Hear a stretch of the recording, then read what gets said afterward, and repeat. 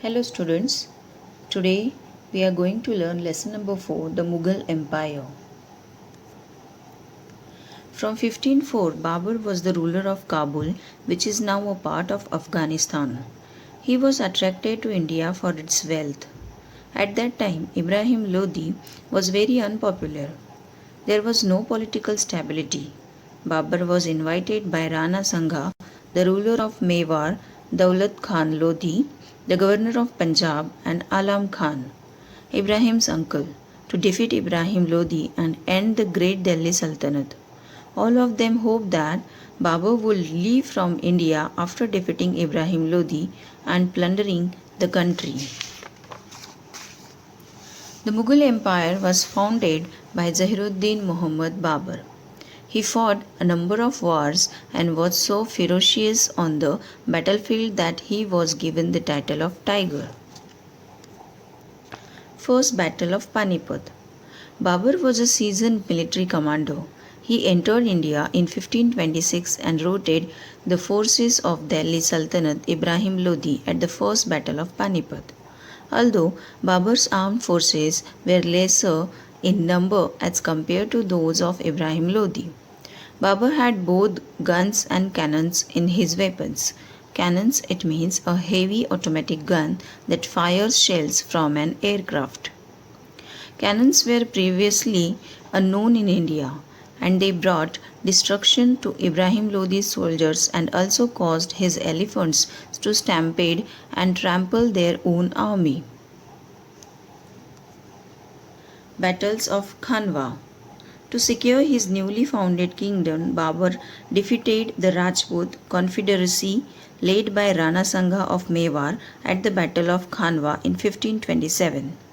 In 1529, the Battle of Ghagra was fought between Muhammad Lodi and Babur.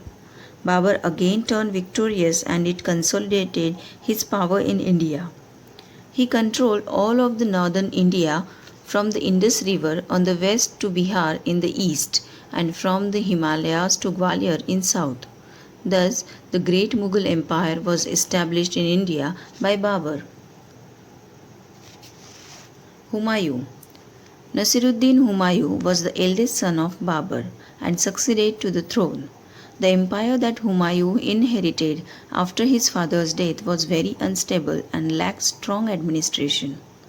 This made him face many problems from the very beginning. He also made a mistake in trusting his three brothers who fought for succession to the throne. They betrayed him many times and he forgave them again and again. Battle of Chausa. He was a number of enemies like Bahadur Shah of Gujarat, Sher Shah Suri of Bihar, Humayun's first attack on Sher Khan in the Battle of Chunar in 1532.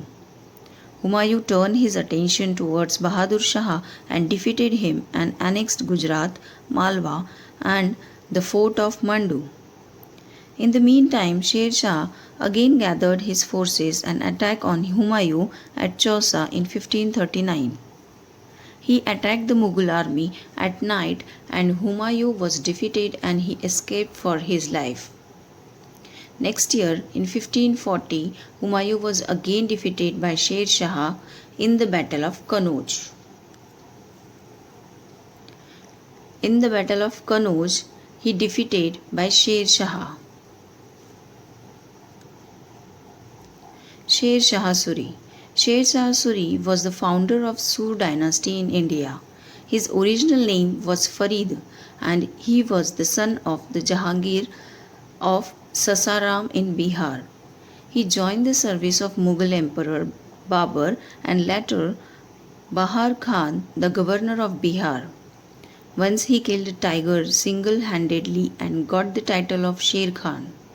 He fought many battles with Humayun and finally got the throne of Delhi in 1540. He continued to expand his empire which extended from Indus in the east to Bengal in the west. He was a brave soldier and a military genius and was an extremely able administrator. He was well educated and had mastered many languages.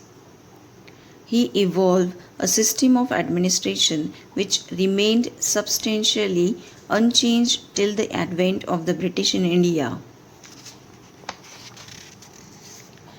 He is also credited with the introduction of custom duty. He also developed the first postal system.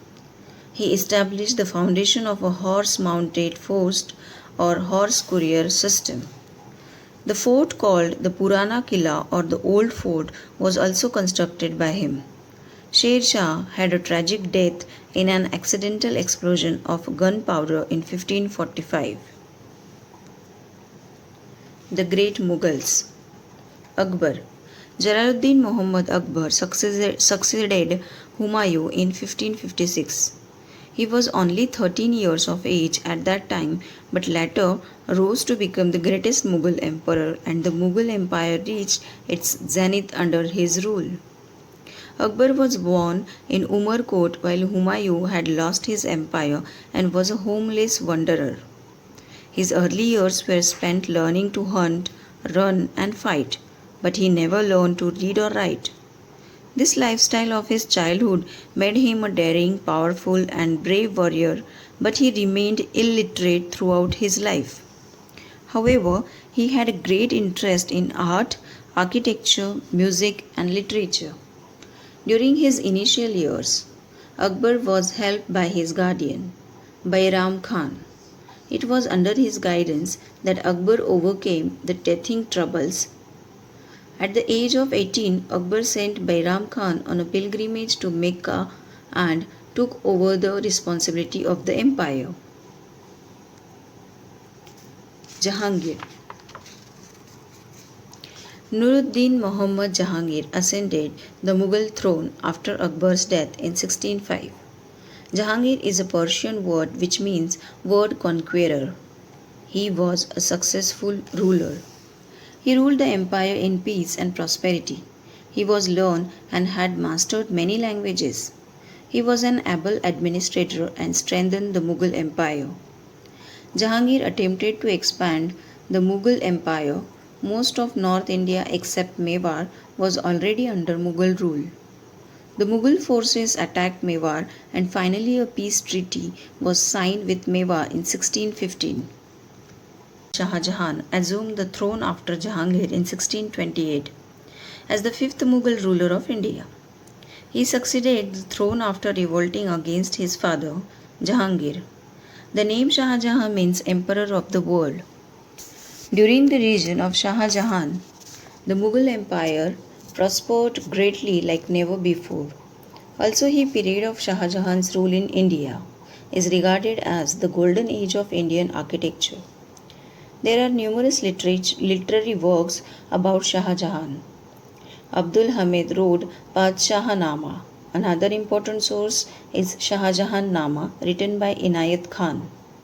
Shah Jahan was a brave and competent military leader and attempted expansion of his empire. Shah Jahan married Mumtaz. After her death, he commissioned the building of a magnificent tomb for her, designed by a Persian architect Ustad Ahmad Lahori and constructed of white marble. The Taj Mahal is considered the crowning achievement of Mughal architecture. In 1638, he shifted his capital from Agra to a city in Delhi. Aurangzeb. Aurangzeb was Shah Jahan's third son and her seized the throne and had all his brothers executed after the succession struggle. However, he was the last great Mughal emperor. Aurangzeb read and wrote in Arabic, Persian, and Turkic. He was also trained in the art of calligraphy. He was a devout Sunni Muslim. He led a very much disciplined life according to Islamic laws. He dressed and ate very simply. He kept fast and slept on the ground. He prayed 5 times a day and disliked music and dancing as these are forbidden in Islam. He felt that the foremost duty of a Muslim emperor was to promote Islam and establish Islamic supremacy in his empire. He was intolerant towards all other religions. He considered building monuments as a wasteful expense. He built religious monuments like the Idgah in Mathura, the Pearl Mosque inside the Red Fort, and Badshai Mosque at Lahore, which is the fifth largest mosque in the world to this day. Decline of Mughal Empire. After the death of Aurangzeb, the Mughal Empire began to disintegrate. A combination of many reasons brought about its decline. The economy was drained of its wealth first by Shah Jahan in constructing buildings and then by Aurangzeb in fighting wars. It was difficult to control such a vast empire. The successors of Aurangzeb were weak and were controlled by the greedy and corrupt nobles. The Marathas, Rajputs, and Sikhs began to assert their independence. Life under the Mughals. The Mughal rulers fought many wars to consolidate and expand their empire. Once they had established their supremacy, many Indian rulers joined them. As we have already learned, this was especially true of the Rajputs, many of whom entered into matrimonial alliances with the Mughals. Thus, when Jamal Khan Mewati, who was one of the great zamindars of India, submitted to Humayun, India under the Mughals was a rich and flourishing land. Some military reforms. Akbar paid great attention to the organization and discipline of the armed forces. He introduced the Mansabdari system. A Mansab was a rank or position. Mansabdars held dual ranks, Jat and Sawar. The former indicated the status of the officer and also determined the personal pay.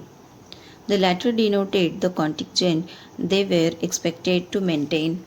The Mansabdars were nobles who received salaries not in cash but in the form of Jahangirs or Mansabs. The Mansabdar collected revenue from the Jahangir, which was his salary.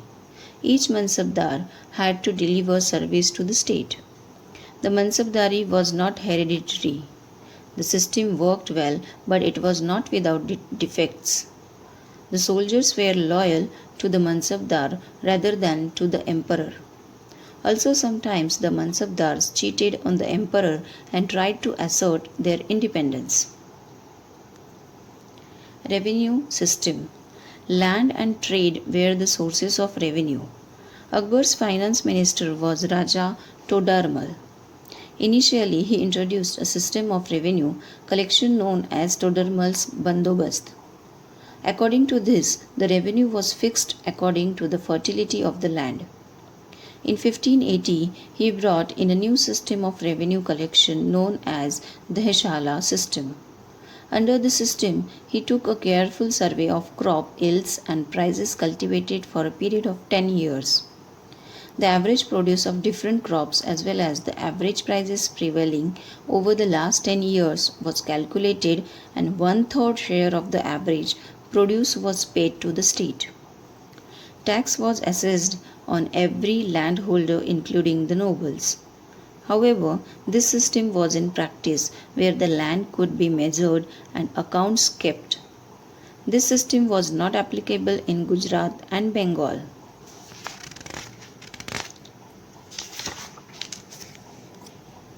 Economy. Agriculture was the backbone of the economy, though trade and industries also contributed to it. New areas were brought under cultivation. The major crops grown were cereals, oilseeds, sugarcane, indigo, betel, cash crops. Industries also flourished. Some important industries were dye, shawl and carpet weaving, silk, cotton and shipbuilding. Trade was encouraged, and to facilitate it, a standard currency in the form of gold, silver and copper coins was introduced. Thank you.